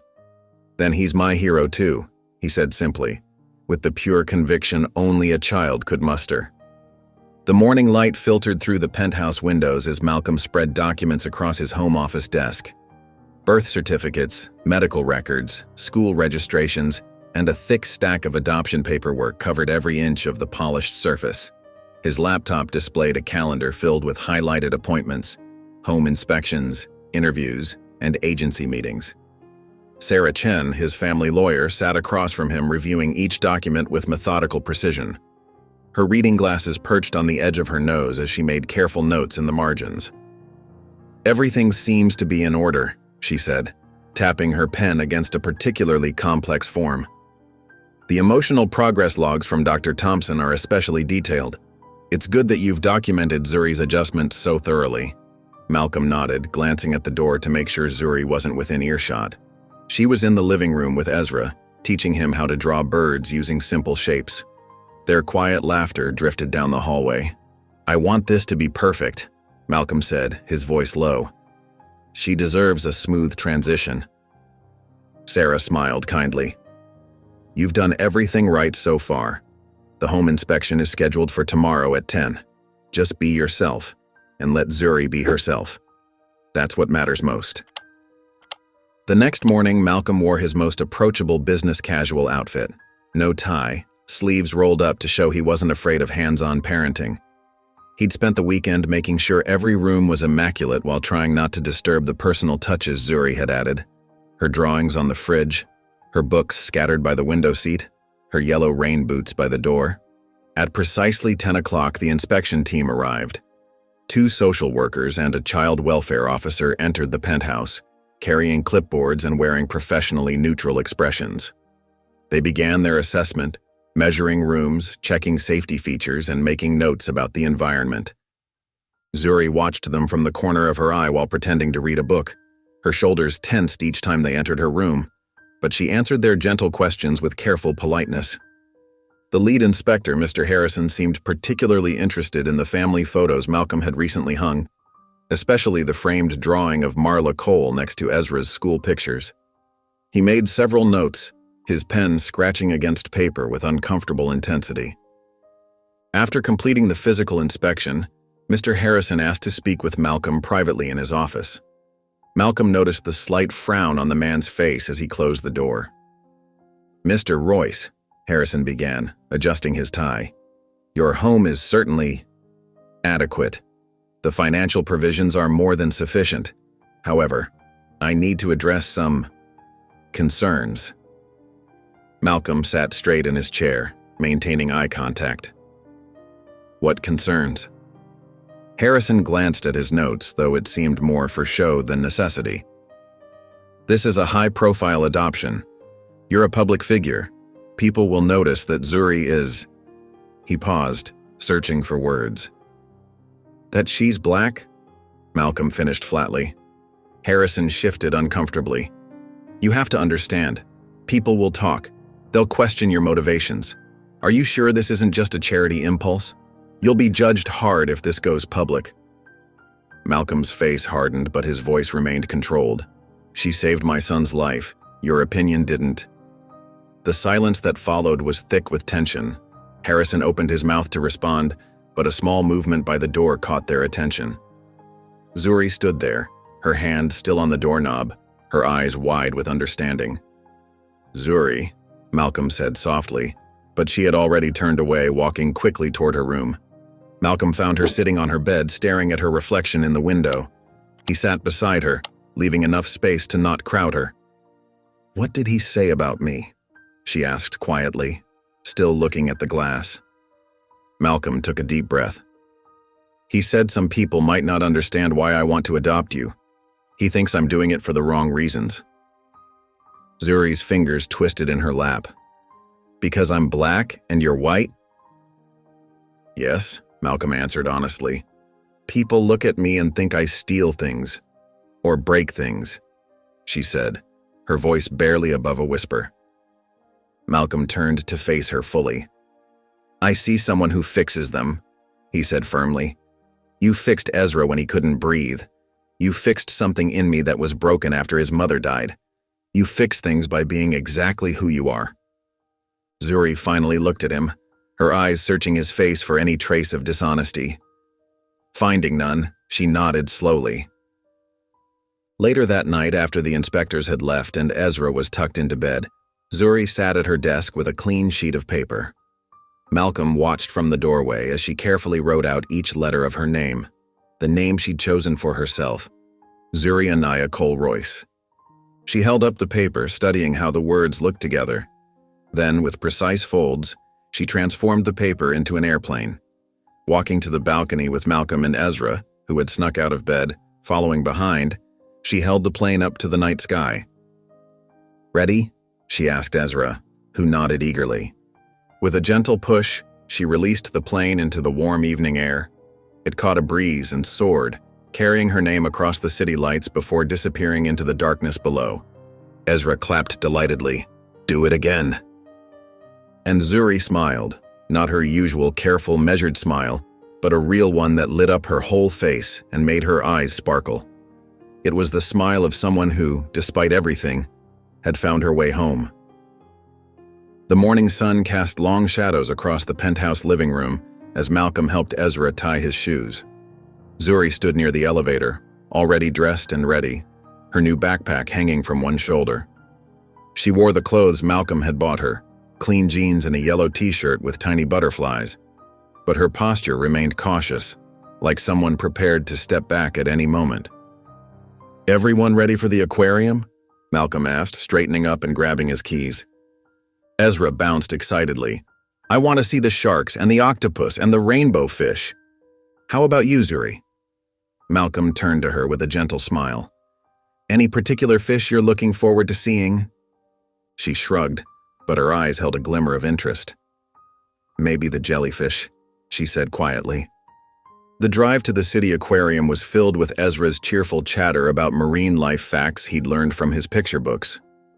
Zuri sat in the back seat, watching the city pass by through the window. Every few minutes, Malcolm would catch her reflection in the rearview mirror, her expression thoughtful, almost studying how she fit into this scene of family normalcy. When they arrived at the aquarium, families were already lined up at the entrance. Malcolm led the way, with Ezra skipping beside him. Zuri followed a few steps behind, maintaining a careful distance that made her look more like a separate visitor than part of their group. Her eyes darted between other families, mothers and fathers holding their children's hands, siblings arguing over maps, everyone fitting together in obvious ways. Inside, the aquarium's blue light washed over them, creating dancing patterns on the floor. The sound of bubbling water and soft music filled the air. Ezra's excitement couldn't be contained. Zoo, Zoo, he called out, reaching back for her hand. Come see the jellies with me. Before Zuri could step back, Ezra's small fingers wrapped around hers. He pulled her toward a circular tank where translucent jellyfish pulsed rhythmically in the water, their tentacles trailing like ribbons of light. A woman stood nearby with her daughter, who looked about Ezra's age. The girl stared at Zuri and Ezra with open curiosity, then tugged on her mother's sleeve. Mommy, the child stage whispered loud enough for everyone to hear. Is she his babysitter? The mother's face flushed red. She glanced at Zuri, then Malcolm, then quickly pulled her daughter closer. Shh, honey, she said, without offering any correction or apology. Her discomfort was palpable as she hurried her daughter toward another exhibit. Zuri's hand tightened around Ezra's, but her face remained carefully blank. Malcolm, who had witnessed the entire exchange, stepped closer to them both. The jellyfish are beautiful, he said, his voice warm and steady. Did you know they've been around for over 500 million years? Ezra's eyes widened. That's older than dinosaurs. Zuri didn't respond, but she didn't let go of Ezra's hand either. They continued through the aquarium, stopping at various tanks. Ezra pressed his face against the glass to watch sea turtles glide by, and even Zuri seemed to forget her discomfort when they reached the seahorse nursery. During a quiet moment while Malcolm took Ezra to the bathroom, Zuri found a bench in a less crowded corner. She pulled out the aquarium brochure from her backpack and a pencil she'd brought along. With careful, deliberate strokes, she wrote 3 words on the glossy paper. "I belong here." She studied the words for a long moment, then folded the brochure and slipped it into her pocket. When Malcolm and Ezra returned, she stood up straighter, as if she'd made a decision. For the rest of their visit, she stayed closer to them. When Ezra wanted to press the buttons on the interactive displays, she helped him reach them. When Malcolm suggested they take a photo in front of the giant Pacific octopus tank, she didn't shy away from the camera. The drive home was quieter, with Ezra dozing in his car seat, clutching the plush dolphin from the gift shop. Zuri held her own small purchase, a keychain with a jellyfish that glowed in the dark. Back at the penthouse while Malcolm prepared dinner, Zuri went to her room. She took out the folded brochure and carefully taped it to the wall next to her bed, right below the photo of Jamal. The words she'd written stood out against the colorful images of sea life. Malcolm passed by her open door, carrying a basket of clean laundry. He paused when he saw her looking at the brochure. Zuri turned to face him, her chin lifted slightly. She pointed at the words she'd written. "I think I want to stay," she said, her voice soft but clear. "Not just one more week." Malcolm set down the laundry basket and smiled, his eyes crinkling at the corners. "Good," he replied simply, "because I already want forever." The morning sun painted long shadows across the school's brick entrance as Malcolm's car pulled up to the curb. Zuri sat in the back seat, fidgeting with the hem of her new navy blue uniform skirt. Her hair was neatly braided into 2 rows that met at the nape of her neck, tied with matching blue ribbons. The school backpack on her lap, forest green with her initials ZR, embroidered in gold, looked almost too pristine to use. Malcolm stepped out first and opened her door. "Ready?" Zuri nodded, though her grip on the backpack straps tightened. From his car seat, Ezra pressed his face against the window and waved enthusiastically. "Bye, Zoo. Draw me a picture." A small smile tugged at the corner of Zuri's mouth as she lifted her hand in a hesitant wave back. The simple gesture seemed to give her courage, and she straightened her shoulders as she walked beside Malcolm toward the school gates. Other parents and children streamed around them, creating a buzz of morning excitement. A few curious glances came their way. A tall white man in an expensive suit walking with a small black girl in a fresh uniform. But Malcolm's presence was steady and unconcerned. They stopped at the entrance to the elementary wing. Malcolm knelt down to Zuri's level, his eyes kind but serious. "Remember what we talked about?" he asked softly. "Mrs. Chen's classroom is right down that hall. And if you need anything at all, the office has my number." Zuri nodded again, her fingers tracing the embroidered initials on her backpack. "I know," she whispered. Malcolm resisted the urge to hug her, knowing she was still getting used to physical affection. Instead, he gave her a warm smile. "You've got this, Zuri. I'll be here at 3 o'clock sharp." The morning started smoothly enough. Mrs. Chen introduced Zuri to the class with a gentle smile, and most of the students were too busy with their own first-day jitters to pay much attention to the new girl. Zuri found her assigned seat near the middle of the room and carefully arranged her new supplies on her desk. Pencils lined up perfectly straight, just like her grandmother had taught her to do with her shoes. Math class went by without incident. During reading time, Zuri even raised her hand once to answer a question about the story they were discussing. But everything changed during the afternoon writing exercise. They were practicing cursive, copying their full names in looping letters. Zuri worked carefully, her tongue poking out slightly as she formed each letter of Zuri Anaya Cole Royce. A boy sitting behind her snickered. "Cole Royce?" he said, his voice carrying just far enough for nearby students to hear. "You ain't no real Royce. Everyone knows the Royces are white." Zuri's pencil stopped mid-letter. Her hand began to shake. "Bet your fake daddy just felt sorry for you," the boy continued, emboldened by her silence. The pencil case flew before anyone could react. It hit the boy's desk with a crack, sending markers and pencils scattering across the floor. Several students gasped. Mrs. Chen turned sharply from the whiteboard. "Zuri," she called out. But Zuri was already on her feet, her chair knocked backward. Everything happened quickly after that. 2 teachers appeared to help restore order. Zuri was led to the hallway while Mrs. Chen called the office. Through the classroom window, she could see the boy being questioned, could see him pointing at her name on his paper and making explanatory gestures. Zuri sat on the hard plastic chair outside the principal's office, her hands clenched in her lap. She didn't cry. She didn't speak. She just sat, perfectly still, like she used to do in foster homes when she was in trouble. Malcolm arrived within 20 minutes, his face concerned but composed. He nodded to Zuri before being ushered into the principal's office. Through the door, Zuri could hear fragments of conversation. First-day incidents are common but violent. Recommended behavioral suspension. Need to establish consequences. Then Malcolm's voice, firm and clear. "She's not a case file. She's a kid who's been through too much." More discussion followed, voices rising and falling. Finally, the door opened. The principal looked stern but resigned.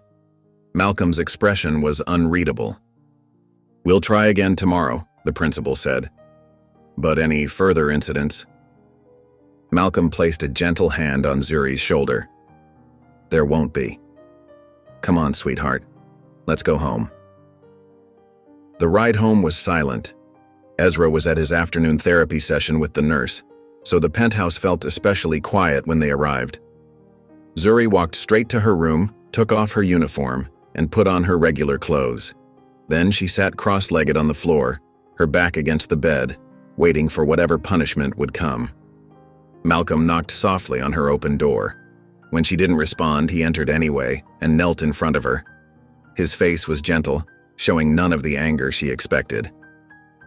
"I'm not mad," he said softly. Zuri stared at her hands. "I broke the pencil case," she whispered.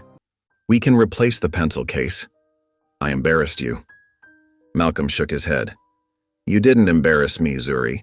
You defended yourself. Maybe not in the best way, but I understand why." She looked up at him finally, her eyes wide and vulnerable. "He said I'm not real, not a real Royce." "Listen to me," Malcolm said, his voice firm but kind. "You don't have to be perfect to be mine. And you don't have to prove anything to anyone about who you are. You're Zuri Cole Royce because that's who you choose to be, and because that's who I choose you to be." The tears that had been threatening all day finally spilled over. Zuri's shoulders shook as she tried to hold back sobs. A small movement caught their attention. Ezra stood in the doorway, clutching his favorite toy, a well-loved T-Rex with slightly worn edges. He padded over to them and carefully placed the dinosaur in Zuri's lap. "He bites people who are mean," Ezra said matter-of-factly, patting the dinosaur's head. "You can borrow him." Zuri looked down at the toy, then back at Ezra's earnest face. A wobbly smile broke through her tears. She hugged the dinosaur close, and when Ezra wrapped his small arms around her shoulders, she didn't pull away. The morning sun cast long shadows across the parking lot of Ezra's daycare center. Malcolm stood by his car, one hand holding Ezra's lunchbox, the other gripping Zuri's shoulder protectively. News traveled fast in their upscale neighborhood, and the whispers had already begun. A cluster of mothers stood near the entrance, their designer handbags clutched close as they spoke in hushed tones. Their eyes darted toward Zuri repeatedly, making no attempt to hide their scrutiny. One woman pulled her daughter closer as they passed. "Daddy, why is everyone looking funny?" Ezra asked, his small hand wrapped in Zuri's. Malcolm squeezed Zuri's shoulder gently. "Some people don't know how to mind their own business, buddy." Inside, the daycare teacher, Ms. Sarah, greeted them with a strained smile. Her eyes flickered between Malcolm and Zuri, clearly having heard about yesterday's incident. "Good morning, Mr. Royce. Ezra, sweetheart, let's get your coat hung up." As they turned to leave, a father dropping off his son called out, "Mr. Royce, a word?" His tone was friendly, but his eyes were cold. Malcolm shook his head. "Another time," he said firmly, guiding Zuri back to the car. When they returned that afternoon, a folded piece of paper was tucked under the windshield wiper. Malcolm snatched it before Zuri could see, but she noticed his jaw tighten as he read it. Later, when she glimpsed it in his office trash can, the words jumped out at her. "You're making a dangerous mistake." The whispers followed them through the week. At school pickup, at the grocery store, even at the park where they usually felt safe. Parents would pull their children away, making excuses about being late or having other plans. By Saturday, Malcolm could see the toll it was taking on Zuri. Her shoulders hunched more with each passing day, her eyes constantly scanning for judgment. He decided they needed an escape. "How about the Children's Museum?" he suggested over breakfast. "They have a new dinosaur exhibit Ezra's been wanting to see." The museum was crowded, but different faces offered some relief. Ezra bounced from exhibit to exhibit, dragging Zuri along to see everything twice.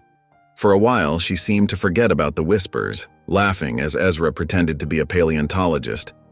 But peace never lasted long these days.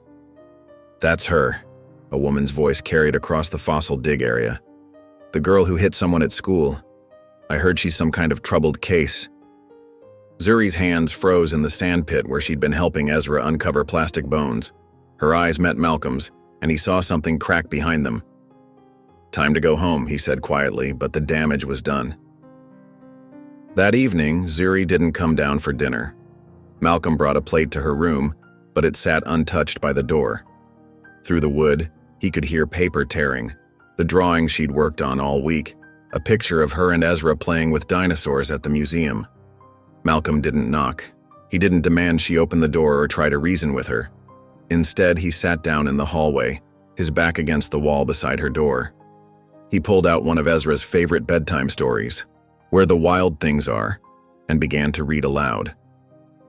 The night Max wore his wolf suit. He started, his voice steady and warm. Inside the room, the tearing sound stopped. Malcolm continued reading, turning pages slowly, letting the familiar words fill the space between them.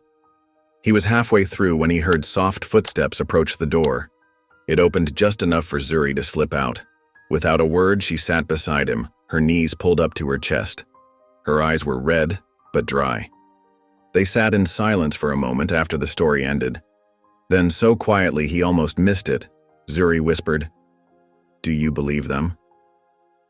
Malcolm turned to look at her directly. Not for a second. "But what if—" "No," he said firmly. "There is no what if. You are exactly who you are supposed to be. And who you are is someone I'm proud to call my daughter." Zuri's breath caught. It was the first time he'd used that word, daughter, so directly. "Even when I mess up?" she asked.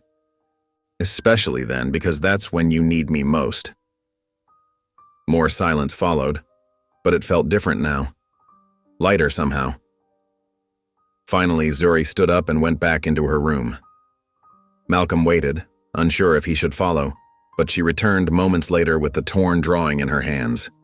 Together they went to his office and found clear tape. Piece by piece they reassembled the picture. Ezra's bright smile, Zuri's careful lines, the museum exhibits in the background. When they finished, Zuri carried it back to her room and placed it on her nightstand. Ezra appeared in the doorway clutching his stuffed elephant. Without a word, he walked over and placed it in Zuri's arms. She hugged it close, breathing in the familiar scent of baby shampoo and graham crackers that always seemed to follow Ezra around. As Malcolm turned to leave, he saw Zuri reach for a crayon. Under the taped drawing, she wrote 3 words in her careful handwriting. "Still worth loving." The weekend arrived with golden autumn sunlight and crisp morning air. Malcolm drove his silver Tesla through familiar streets, watching Zuri's expression change as they neared her old neighborhood. Her fingers traced patterns on the window, marking territory she knew by heart. "Where are we going?" Ezra asked from his car seat, clutching his ever-present stuffed elephant. "Somewhere special," Malcolm answered, catching Zuri's eye in the rearview mirror.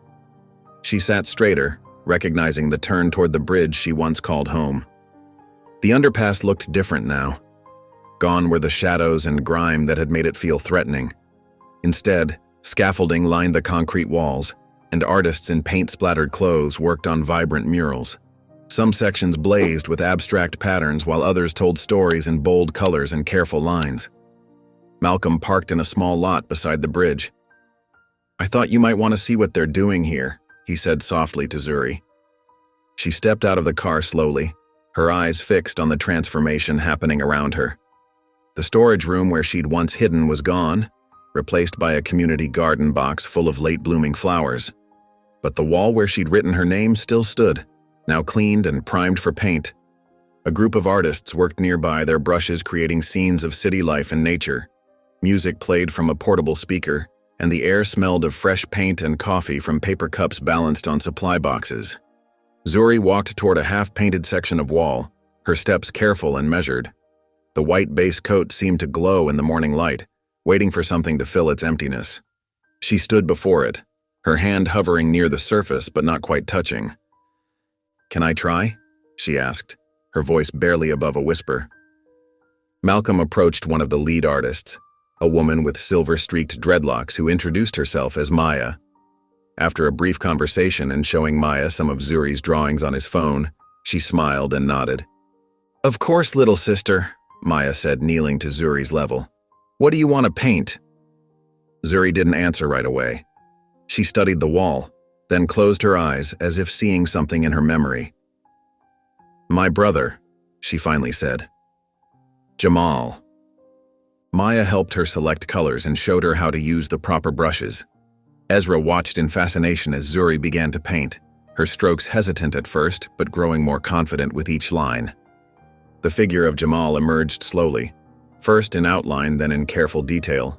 She painted him wearing his favorite red scarf, the one their grandmother had knitted.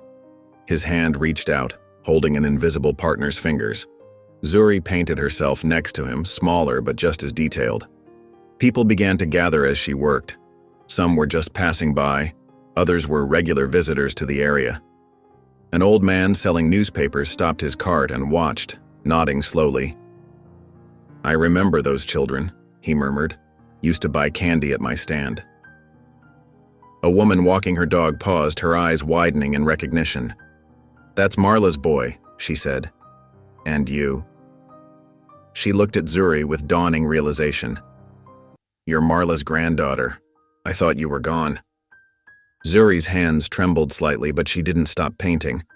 Malcolm moved closer, ready to intervene if she needed space, but she kept working, adding shadows and highlights to Jamal's face, making his smile come alive on the concrete. More memories surfaced through the crowd. A store owner remembered Marla's healing hands. A retired teacher recalled Jamal's laugh in the school playground. Each story added another layer to the mural, making it more than just paint on concrete. Ezra sat on a nearby bench, completely absorbed in watching his sister work. He asked questions about each detail. Why the red scarf? Why the holding hands? Why the small flower in Jamal's pocket? Zuri answered each one, her voice growing stronger with every explanation. Malcolm stood back, taking photos with his phone. He captured Zuri's focused expression, the way she carefully mixed colors, how she would step back occasionally to check her work. In one particular shot, the sunlight caught her face just right, highlighting a piece he'd never seen there before. He posted one photo to his private account, showing Zuri's hands mid-brush stroke, the mural taking shape behind her. The caption was simple: "She's not lost. She's home." The afternoon passed in a blur of color and conversation. Maya and the other artists offered tips and encouragement, showing Zuri how to blend colors and create texture. Some brought her water and snacks, treating her like one of their own. As the sun began its descent, casting long shadows across the underpass, Zuri added the final touches to the mural. The finished piece showed Jamal and herself in perfect detail, their joined hands symbolic of a bond that even death couldn't break. Behind them, she'd painted their grandmother's garden, full of the herbs and flowers that had once filled their lives with color and healing. Ezra helped her clean the brushes, his small hands careful with the tools that had brought his sister's memory to life. They sat together beneath the mural afterward, their backs against the opposite wall, watching the evening light play across the fresh paint. "That's Jamal," Zuri whispered to Ezra, her voice soft but steady. "You would have liked him." Ezra leaned his head against her shoulder, his stuffed elephant tucked between them. "He'd be proud of you," he said simply, with the pure conviction only a child could muster. Zuri watched the colors glow in the fading light, the reds and blues deepening with the approaching dusk. A smile spread across her face. Not the careful, guarded expression she usually wore, but something real and unbound by pain. For the first time since losing Jamal, she felt like both halves of her heart were beating in the same rhythm. The morning sun streamed through the penthouse windows, casting warm patterns across the breakfast table. Malcolm watched as Zuri carefully arranged her scrambled eggs into neat sections on her plate, a habit she'd developed over the past weeks. Ezra sat beside her, happily munching on his toast and occasionally feeding bits to his stuffed elephant. Malcolm cleared his throat softly. "Zuri," he said, his voice gentle but carrying a weight that made her look up. "I got a call this morning. The court date for the adoption is set. 3 weeks from today." Zuri's fork paused midway to her mouth. She set it down slowly, her eyes fixed on her plate. The kitchen fell quiet, except for Ezra's humming and the distant sound of traffic below. "What if they say no?" Her voice was barely above a whisper, but the fear in it filled the room. Malcolm pushed back his chair and knelt beside her, his eyes level with hers. She didn't turn to face him immediately, but he waited. Patient. Present. The way he'd learned to be since she entered their lives. "Then we keep fighting," he said firmly, "but I don't think we'll have to." The days passed quickly, filled with preparation and nervous energy. Malcolm worked with their lawyer to ensure every document was perfect. Zuri spent extra time on her schoolwork, determined to show progress. Even Ezra seemed to understand the importance of what was coming, being extra gentle with his sister and drawing countless pictures of their family. On the morning of the hearing, Zuri stood in front of her closet for a long time. Malcolm had offered to buy her anything she wanted to wear, but she chose a simple yellow dress that reminded her of the sunflowers she'd painted in her room. She braided her hair carefully, the way her grandmother had taught her. The courthouse loomed large and imposing, its stone steps seeming to stretch endlessly upward. Zuri gripped Malcolm's hand tightly as they climbed. Ezra bounced along beside them, clutching a folder containing his latest family drawing. 3 figures holding hands under a bright sun. Inside, their footsteps echoed in the marble hallway. Other families waited on wooden benches, some crying, some smiling. Zuri pressed closer to Malcolm's side. A social worker they'd never met before approached with a clipboard, asking routine questions. Zuri answered in single words, her shoulders tense. The courtroom itself was smaller than Zuri had imagined, with warm wooden panels and sunlight filtering through high windows. The judge, an older black woman with silver-streaked hair and kind eyes, sat at her bench reviewing papers. She looked up as they entered, her gaze lingering on Zuri for a moment. "Case number 2473, Petition for Adoption of Zuri Anaya Cole by Malcolm James Royce," the clerk announced. Malcolm and Zuri sat at a table near the front. Ezra settled between them, still holding his drawing. Their lawyer arranged documents quietly beside them. The judge adjusted her glasses and looked directly at Zuri. "Young lady," she said, her voice warm but formal, "I need to ask you something very important. Do you want to be adopted by Mr. Royce?" Zuri stood slowly. Her yellow dress caught the sunlight, making her seem to glow. Her hands trembled slightly, but she clasped them together, steadying herself the way she'd learned to do. "He didn't save me because he had to," she began, her voice soft but clear in the quiet room. "He stayed even after I got mad, after I messed up. He never stopped seeing me." She took a deep breath. "I want to be his daughter." A foster system representative stood from the back of the courtroom. "Your Honor, we have concerns about emotional risk factors, the child's history of running away, the recent school incident." Malcolm rose calmly, his presence filling the space without intimidation. He handed the judge a folder. "Your Honor, I'd like to present Zuri's medical evaluation showing consistent improvement, her latest school progress reports, and a character reference from Maya Williams, the lead artist at the City Arts Project." The judge opened the folder, reading carefully. Her eyebrows rose slightly at one page. Ms. Williams writes that Zuri is a girl who brings lost things back to life. She describes a remarkable mural project. The judge looked at Zuri. "Did you paint your brother?" Zuri nodded. "So people would remember him, right?" The judge smiled then, a gentle expression that transformed her official demeanor. She set down her papers and removed her glasses. "Zuri Anaya Cole-Royce," she said, each word clear and deliberate. "Welcome home." Ezra jumped up with a cheer that echoed off the high ceiling. A few people laughed softly.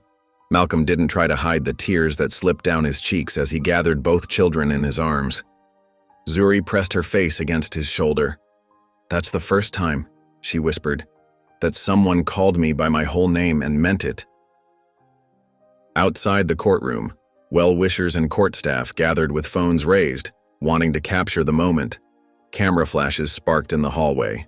Zuri shrank back, overwhelmed by the attention, and ducked behind Malcolm's suit coat. He bent down immediately. "Want to leave?" She nodded, clutching his sleeve. Without hesitation, Malcolm swept her up onto his shoulders, the way he sometimes carried Ezra. She wrapped her arms around his head, hiding her face in his hair. Ezra trotted alongside them, waving his drawing at anyone who looked their way.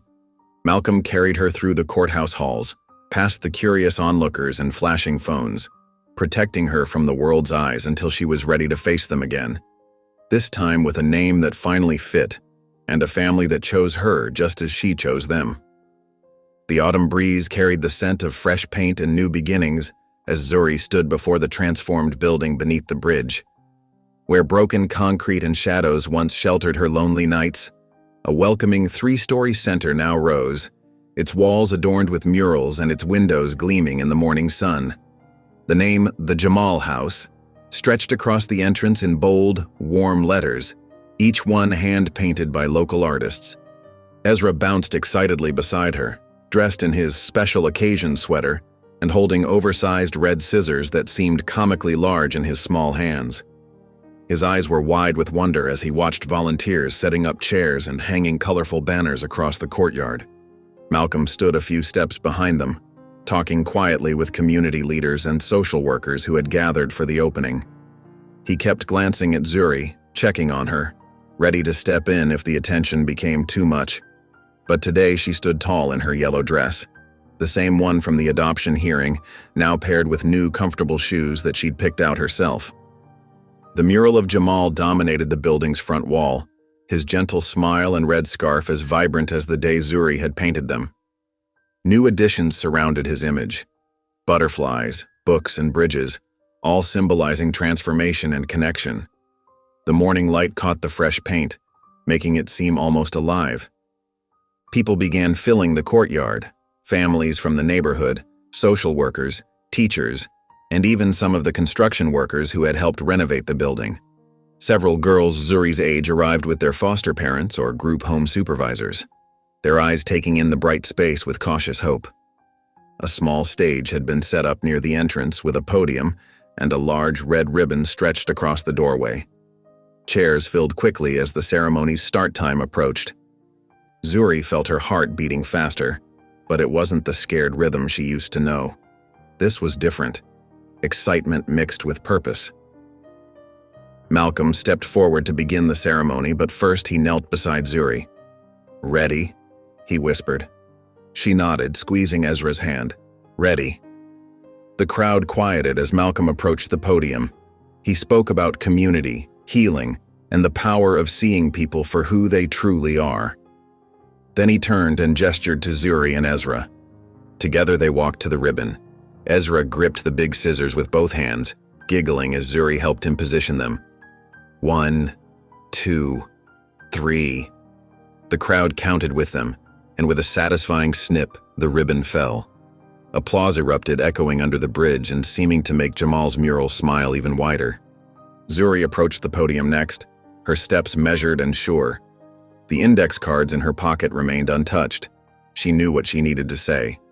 The microphone squeaked slightly as she adjusted it, and a few people chuckled warmly. "I used to think no one saw me unless I was saving someone," she began, her voice clear and steady. "Now I know I was always enough, even when I needed saving." She paused, looking out at the faces before her. Some of the younger girls leaned forward in their chairs, recognition in their eyes. "This place isn't just a building," she continued. "It's a promise. To my brother Jamal, who never got the chance to grow up. To my grandmother Marla, who taught me that healing comes in many forms. And to every kid who's ever felt invisible, you're not. We see you." Malcolm returned to the podium to announce the Marla's Hands program, explaining how it would combine traditional healing practices with modern therapy techniques. Zuri would help design the mentorship aspects, working with counselors to create safe spaces for girls to learn and grow. As the formal presentations ended and people began touring the building, Zuri quietly took Ezra's hand. "Want to see something special?" she whispered. He nodded eagerly, and they slipped away from the crowd. Behind the building, where the morning sun cast gentle shadows, Zuri led Ezra to a section of wall that had been her secret project.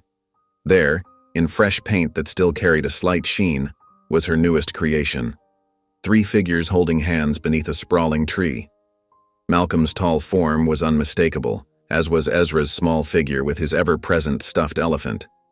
Zuri had painted herself in the middle, her yellow dress bright against the background. But it was the tree that held the magic. Among its branches, rendered in softer strokes that made them seem almost dreamlike, were Jamal and Marla. They weren't separate from the scene below, but part of it, watching, protecting, remembering. Ezra touched the wall gently. "Is that really them?" he asked. "Yeah," Zuri said softly. "They're still with us, just in a different way now." The rest of the day passed in a blur of tours, conversations, and shared stories. As the sun began to set, casting long shadows across the new playground equipment installed beside the building, the family headed home. That night, their evening routine felt especially peaceful. After dinner and baths, Zuri followed Ezra to his room for their nightly ritual of stories and tucking in. His room was a comfortable mess of dinosaur toys and art supplies, evidence of their shared creative afternoons. As she pulled his covers up, Ezra looked at her with serious eyes. "Are you gonna be here forever now?" Zuri smiled, touching the small nightlight they'd picked out together months ago. "Yeah," she said softly. "But more importantly, you are." She gave him a gentle kiss on the forehead and walked to her own room, passing the hallway that had become a gallery of their family's journey. Her drawings hung in proper frames now, alongside professional photos of their adoption day. The latest addition was a snapshot from that morning, the 3 of them standing before the Jamal house, their faces bright with purpose. Reaching her room, Zuri paused in the doorway. The space had evolved with her, yellow walls now covered with more art, books filling the shelves, and a desk where she worked on plans for Marla's Hands. Her grandmother's photo sat in a special frame by her bed, next to a newer picture of her with Malcolm and Ezra at the park. She closed the door quietly, not to hide but to rest, because she finally could. I believe stories like this find us for a reason. If this one touched you, please subscribe. I share a new one every day, and tomorrow's might be the one your heart's been waiting for.